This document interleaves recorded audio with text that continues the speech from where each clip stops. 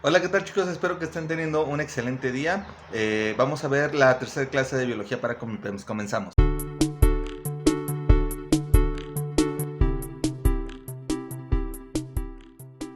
En las clases anteriores hemos visto los conceptos de biología, qué es una ciencia, básicamente las generalidades de la ciencia que conocemos como biología. Además de eso vimos las características de los organismos vivos y vimos todos los conceptos importantes que hacen referencia a la biología celular que ustedes requieren para su examen de Comipems. Ya hemos hablado entonces de las características generales de los seres vivos. Sin embargo, también nos podemos hacer una pregunta fundamental. ¿Cómo es que surgieron los seres vivos o cómo es que surgió la vida?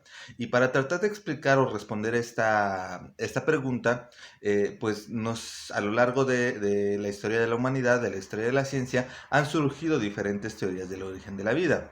Una de las primeras teorías sobre el origen de la vida fue la de la generación espontánea. Hoy en día es una teoría obsoleta, pero sostenía que la materia viva o que los organismos vivos surgían a partir de la materia inorgánica o de las cosas que no estaban vivas, y que surgían de una manera espontánea. Hoy en día sabemos por la teoría celular que ninguna célula puede surgir de la nada, sino que tiene que surgir a partir de otra célula. Por lo tanto, la generación espontánea pues ya no es una teoría que esté vigente en la actualidad. La teoría de la panspermia sugiere que la vida pudo haber llegado aquí a la Tierra en forma de una espora que viajaba en un meteorito que cayó justamente aquí en la Tierra, y esa espora a lo largo del tiempo, con las condiciones ambientales que había en la Tierra, pues fue desarrollándose, fue generando otros organismos hasta que pues estos organismos fueron cambiando con el tiempo y fueron diversificándose. La teoría físico-química de Oparin-Haldane sostiene que las condiciones físicas ambientales de la Tierra primitiva fueron un ambiente favorable para que ciertas moléculas reaccionaran, y estas moléculas poco a poco fueron adquiriendo características importantes. Estas características importantes permitieron que fuera surgiendo o la vida fuera desarrollándose muy gradualmente al paso de varios miles de años o incluso miles de millones de años. Las características de la Tierra primitiva, como por ejemplo la temperatura o la cantidad de radiación solar que incidía sobre los mares primitivos, permitió que las moléculas poco a poco se fueran transformando, se fueran haciendo más complejas hasta que llegara un punto en el cual surgiera lo que se puede considerar como la primera célula. Y a partir de esta primera célula hubo una gran diversificación hasta el momento de hoy, en el cual existimos una gran cantidad y una gran variedad de organismos vivos. En la actualidad existe una gran variedad de organismos vivos debido a que no todos habitamos en las mismas condiciones ambientales. Además, no todos convivimos en el mismo ambiente. No es lo mismo un oso polar que un camello. Ambos viven en condiciones completamente diferentes y por ello ellos se tienen que adaptar precisamente a esas condiciones específicas de su ambiente. Si no pudieran adaptarse estos organismos, pues entonces se extinguiría esa especie y le daría paso a una especie que sí puede adaptarse. Y esto fue lo que sucedió desde la primer célula que surgió en esos mares primitivos. Esa primer célula ya tenía todas las características necesarias para sobrevivir, para duplicarse, para poder generar o poder obtener energía del ambiente, y poco a poco se fue dividiendo. Al surgir una gran cantidad de células parecidas a ella, evidentemente pues fueron migrando hacia otras condiciones, y en esas condiciones nuevas las células tenían que irse adaptando.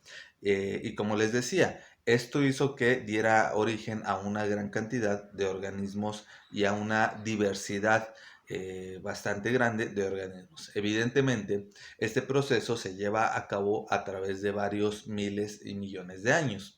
El hecho de que exista una gran variedad de especies hizo que algunos científicos comenzaran a proponer teorías de evolución. pues comenzaron a proponer que a partir de una especie se puede generar otra especie completamente diferente. Y precisamente eso es lo que significa evolución. Evolución es un cambio gradual a través del tiempo. Existieron dos teorías principalmente a través de las cuales se proponía que las especies iban evolucionando. Una fue propuesta por Lamarck y la otra fue propuesta por el hoy tan conocido Charles Darwin. Lamarck fue un naturalista que aportó una teoría que hoy en día se considera como obsoleta, pero que es bastante ilustrativa porque nos ayuda a comprender que las especies van cambiando muy gradualmente a lo largo del tiempo. La idea fundamental de la evolución propuesta por Lamarck era que si el entorno cambiaba, entonces las especies lucharían por tratar de cambiar y adaptarse al entorno, como una especie de deseo interno. Lamarck decía que entonces los organismos trataban de adaptarse a las condiciones de su medio ambiente y esto a su vez pues, permitía pequeños cambios graduales en su constitución física principalmente y esto era heredado o era transmitido posteriormente a sus hijos. Ponía un ejemplo muy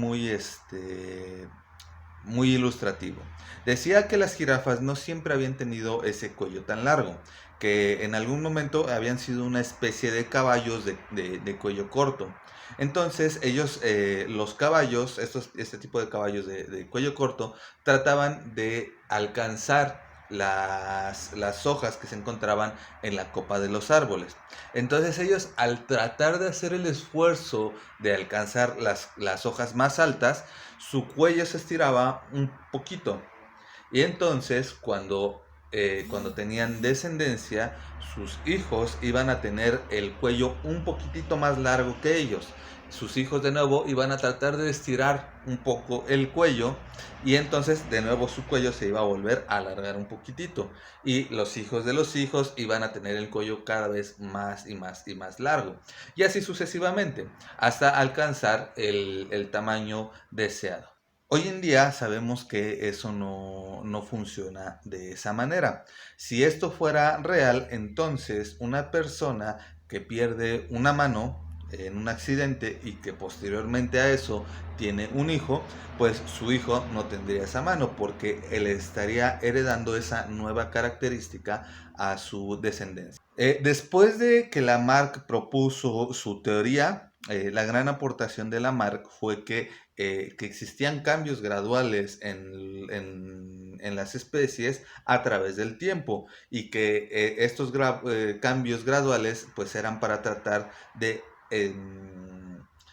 adaptarse a las condiciones ambientales.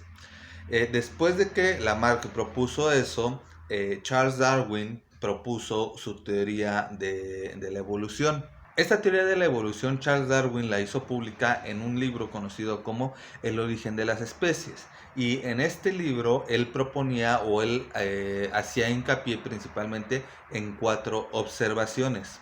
La primera de estas observaciones es que los individuos de una especie se pueden reproducir y pueden dejar muchos descendientes. La segunda observación es que las poblaciones mantienen por lo regular un cierto número de individuos. A veces pueden incrementar o disminuir un poco ese número de individuos, pero por lo regular las poblaciones se mantienen constantes. Entonces, al observar Darwin que un individuo podía dejar una gran cantidad de descendencia y que una población no podía incrementar demasiado el número de sus individuos, también a darse cuenta que muchos de estos individuos morían, muchos de los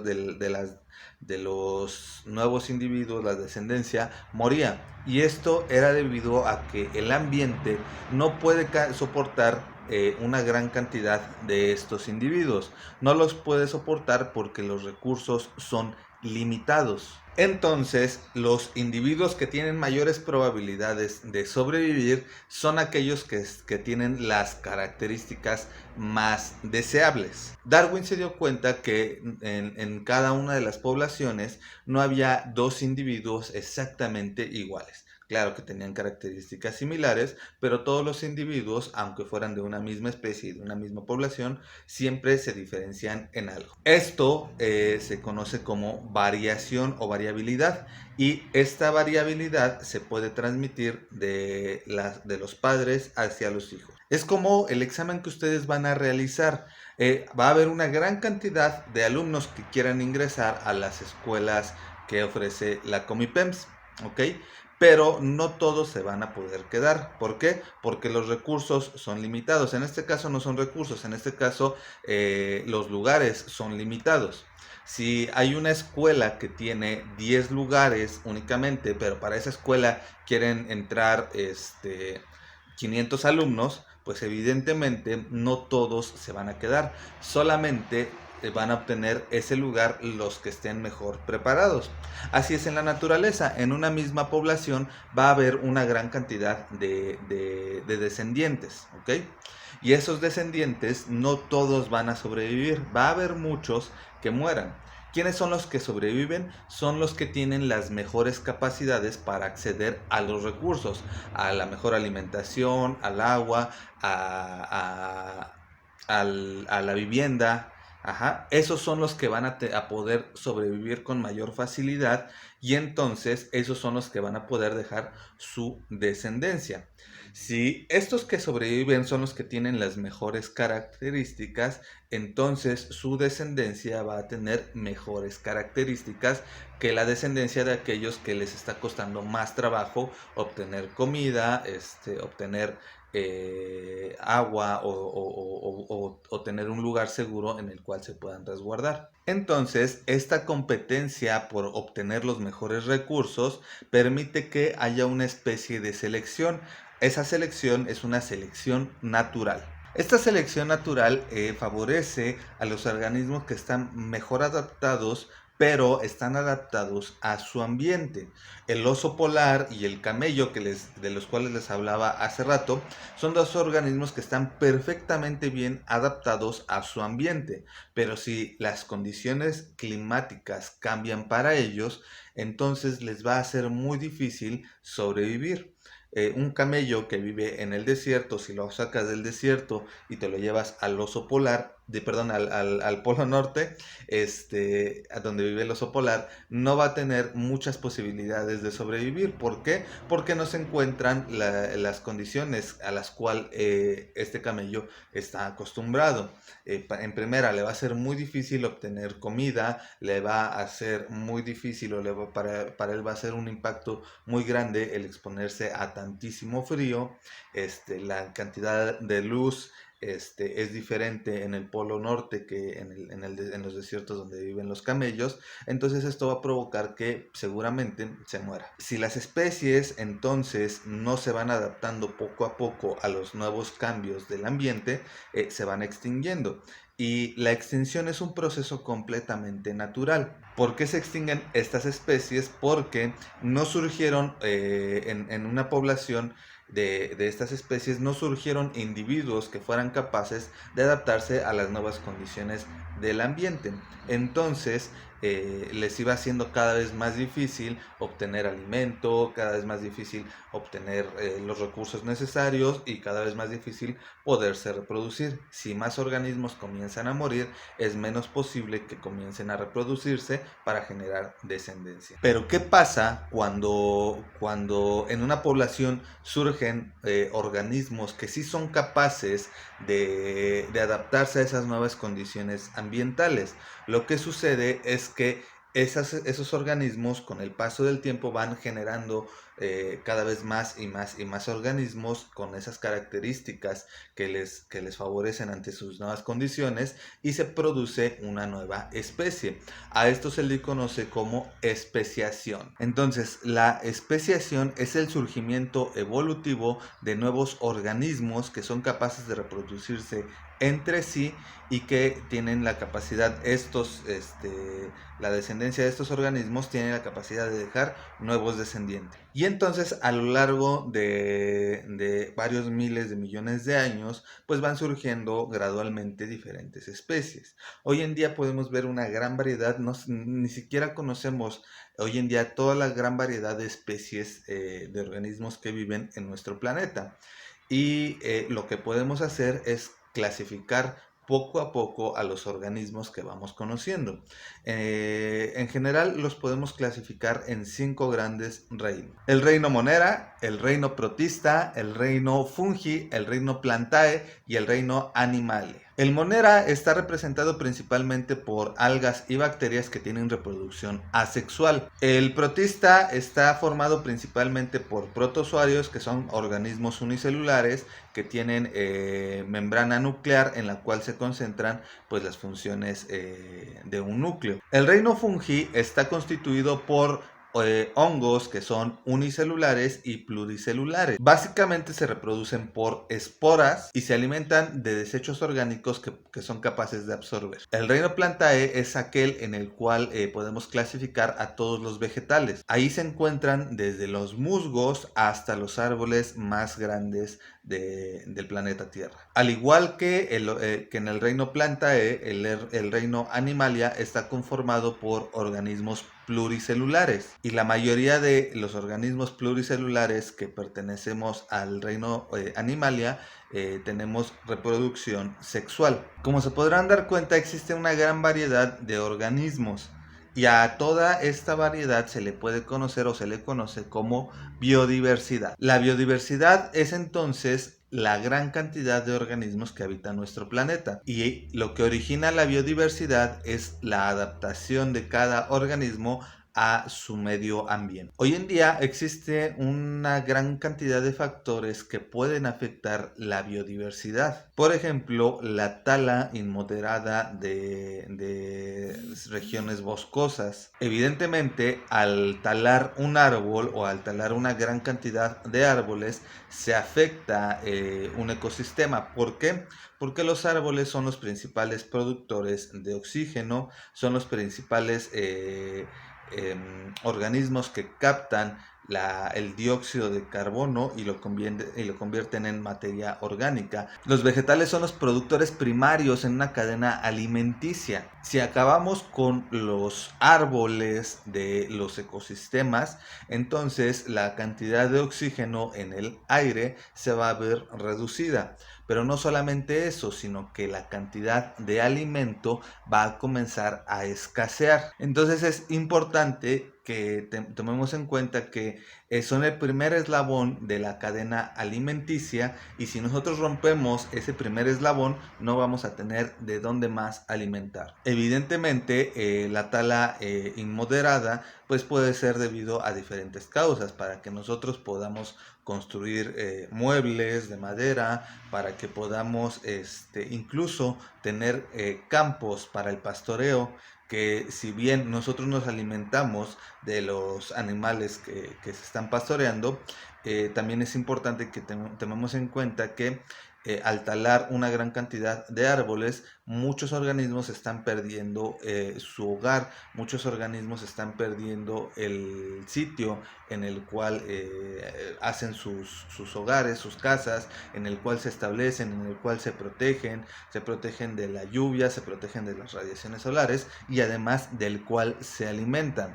Entonces, sí, claro, nos va a beneficiar el pastoreo en cierta medida, pero a largo plazo va a ser más perjudicial para nosotros, porque vamos a ir acabando precisamente con esta parte tan importante de un ecosistema como lo son los vegetales. Y si yo aquí a ustedes en este momento les preguntara, bueno, ¿cuáles son los elementos o las cosas que ustedes consideran más importantes para sobrevivir? Seguramente me van a decir, bueno, pues el oxígeno, el alimento, y también me van a decir que el agua. ¿De acuerdo con eso?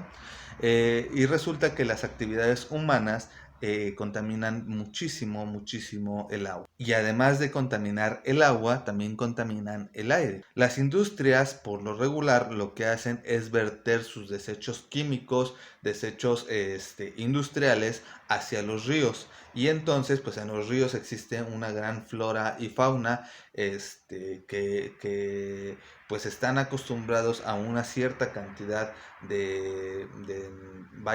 bueno, a unos ciertos niveles ambientales, a que el agua tenga un cierto pH, a que tenga una cierta salinidad, etcétera, etcétera. Y si se comienzan a verter desechos industriales, entonces esto va a producir pues la muerte masiva de una gran cantidad de organismos, incluso pueden extinguirse varias especies debido a esto. Los desechos que nosotros también lanzamos hacia el drenaje, gran cantidad de estos desechos van a parar hacia el mar o hacia los ríos, en donde pues evidentemente viven muchos organismos. Lo que probablemente no nos demos cuenta es que el agua también es fundamental, o más bien no es que no nos demos cuenta, lo que sucede es que no hacemos conciencia de la importancia que tiene el agua. Seguramente, pues tú ahorita estarás en tu casa o donde estés mirando este video, pues te puedes levantar y puedes abrir el agua de la llave y te va a salir agua. A lo mejor un poquito sucia, pero te va a salir agua. Vas a poderte bañar, vas a poder lavar los trastes, vas a poder trapear tu casa, vas a poder bañar a tu perro, lo que sea. Tú estás acostumbrado a que el agua siempre va a salir del grifo, siempre va a salir de la llave del agua, de la regadera. Sin embargo, el agua es un recurso que tenemos limitado y si no lo acabamos, si no lo vamos acabando, pues más adelante no lo vamos a tener. Y el agua es uno de los recursos fundamentales. Sin agua no podemos vivir.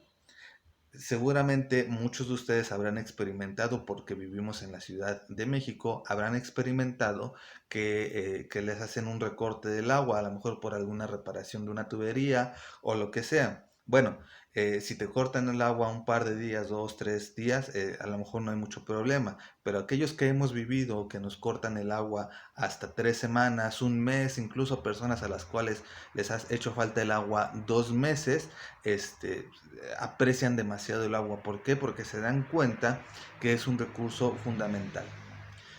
Entonces, imagínense esto. Imagínense, no sé cómo sea el momento en el que ustedes se vayan a bañar, pero yo, por ejemplo, cuando me voy a meter a bañar, antes de abrir la llave del agua, pongo una cubeta en la parte de abajo. ¿Para qué? Para que todo el agua, en lo que se va calentando, en lo que se empieza a salir el agua caliente, para que toda esa agua yo la pueda reutilizar para cualquier otra cosa. La puedo utilizar para lavar el patio, lavar los platos, para trapear, para regar mis plantas, etcétera. Pero muchas personas no hacen esto. Yo lo que he notado es que el agua tarda alrededor de 1 minuto, minuto y medio en salir. En ese tiempo se logra llenar más o menos, que serán como 5 litros de agua de la cubeta. 5 litros de agua mientras está abierta. Si yo no recuperara esos 5 litros, esos serían 5 litros que se van directamente al drenaje y ya no serviría esa agua, ya no la podríamos utilizar. En una familia promedio en la Ciudad de México, supongamos que existen 5 integrantes. 5 integrantes que se bañan diario y 5 integrantes que a lo mejor no ponen una cubeta de agua en la parte de abajo de la regadera. ¿Qué es lo que va a suceder en este caso? Esos 5 integrantes que se bañan al día, todos, cada uno de ellos se bañan diario, al día estarían desperdiciando 25 litros de agua. 25 litros de agua, a lo mejor dicen, bueno, no es tanto. Ok, son 25 litros de agua al día, multipliquémoslo por 5 días de la semana. No lo vamos a multiplicar por 7, vamos a multiplicarlo por 5 días de la semana. Entonces a la semana se desperdician 125 litros. Son 125 litros que se desperdician a la semana. Pero no nada más nos bañamos una semana al año, nos bañamos todas las semanas del año. Entonces, un año tiene 52 semanas. Si nosotros multiplicamos 125 por 52, nos va a dar un total de 6.500 litros al año. 6.500 litros al año que está desperdiciando una familia promedio en la Ciudad de México. Ahora, si nosotros esto lo pasamos a nivel nacional, en México hay alrededor de 34.1 millones de familias. Vamos a suponer que no todos ellos se bañan diario, únicamente vamos a suponer que de todos estos se bañan la mitad diario, ¿ok? 15 millones se bañan diario. Entonces, de esos 15 millones, recuerden que cada familia gasta alrededor de 6.500 litros al año. Si esto lo multiplicamos por los 15 millones de familias, vamos a obtener, fíjense, 97.500 millones de litros desperdiciados al año. Es una cantidad brutal de agua desperdiciada únicamente para esperar, pues, que se caliente el agua, lo cual me parece tremendo. Entonces aquí es donde a ustedes les quiero hacer un pequeño, no es llamado de atención, sino un llamado a la conciencia. El llamado a la conciencia está en el sentido de que si todos poco a poco decimos, no importa si tiro un papelito de basura en la calle, no importa si desperdicio un recurso, no importa si quemo cohetes, no importa si con esas pequeñas acciones que se van realizando a lo mejor de forma individual no va a importar, pero en conjunto va a importar muchísimo. Va a tener un impacto grandísimo en conjunto. Si todos en conjunto comenzamos a pensar diferente y comenzamos a decir, no, ¿sabes qué? Sí, ya no voy a desperdiciar el agua, voy a poner mi cubetita en la parte de abajo, cuando lave los trastes, voy a ocupar menos agua, no voy a abrirle toda la llave, no voy a estar desperdiciando los recursos naturales, no voy a contaminar, no voy a tronar cohetes, no voy a tirar basura, voy a tratar de reciclar lo más que se pueda. Si todos en conjunto realizamos esas pequeñas acciones, vamos a tener un gran cambio, porque ya nos damos cuenta que cuando no tenemos esas pequeñas acciones, estamos causando un gran daño. Entonces el llamado a ustedes, chicos, y es bien importante que aprendamos a cuidar nuestro ambiente y lo que nos rodea. ¿Para qué? Para que toda esa maravilla de naturaleza, de organismos vivos que nos rodean, de millones y millones de años de la evolución, para que nosotros estemos el día de hoy aquí presentes y podamos escuchar el sonido de los pájaros, podamos disfrutar de un vaso de agua fresca, podamos sentir el olor no sé si les gusta, pero a mí me encanta